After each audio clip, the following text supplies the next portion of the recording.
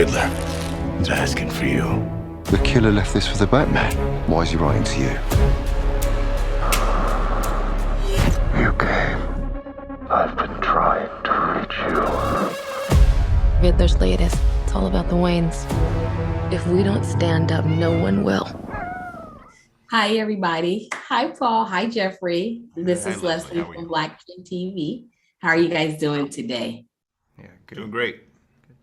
Great. So we're going to get straight into this. So my first question is for you, Paul.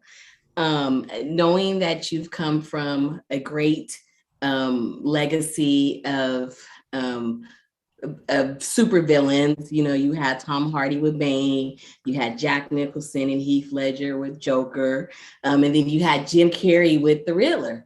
You're playing a very different version of him. Can I ask you, how did you develop your character for your version of the Riddler? You're making me nervous again. Like when I first got the call, it's like, yeah, you know, I love all those those actors and performances. And funny enough, Jim Carrey was one of my heroes when I was growing up. It really started with Matt's script, which was surprisingly powerful and beautiful. And there was so much point of view and emotion and psychology and theme, along with all the sort of awesome action and spectacle. And the first conversation Matt and I had was about the two sides of trauma and how Batman is born of trauma from his parents' death, and maybe in this film, so is the Riddler. So that was sort of the seed from which this character grew. What's going on? Who's the mustache with the broken nose? It's Kinsey, narcotics. He's one of the guys that got into it with at the Iceberg Lounge. What are you saying, Kinsey moonlights for the Penguin? Oh, I moonlights as a cop.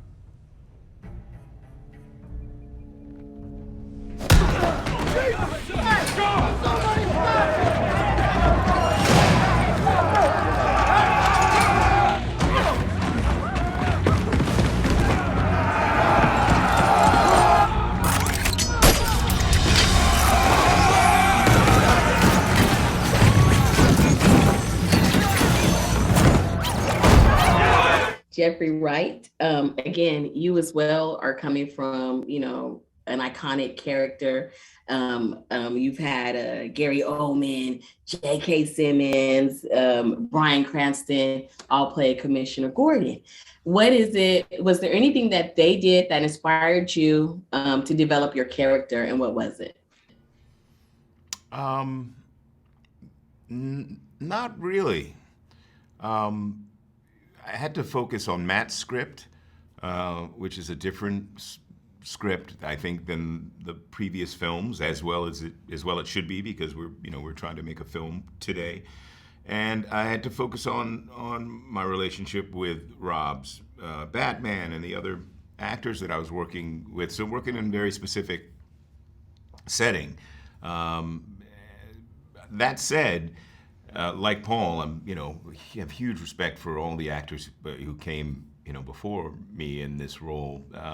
And Gary Oldman and I worked together years ago we worked more recently on the same film, The Laundromat, Steven Soderbergh's film, but we worked on Basquiat, I don't know, about a couple years ago.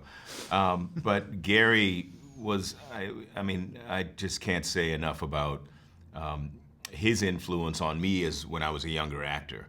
Not just working with him, but seeing Sid and Nancy was just a mind-blowing, mind-opening experience for me as an actor, just to see the ways in which he was kind of stretching the canvas and with an openness and an intensity that I hadn't really seen before. So Gary has been influential in other ways, but no, I didn't really want to rely on anyone else's interpretation of this. Just wanted kind of make it my own and do it within, under the vision and leadership of our director, Matt Reeves.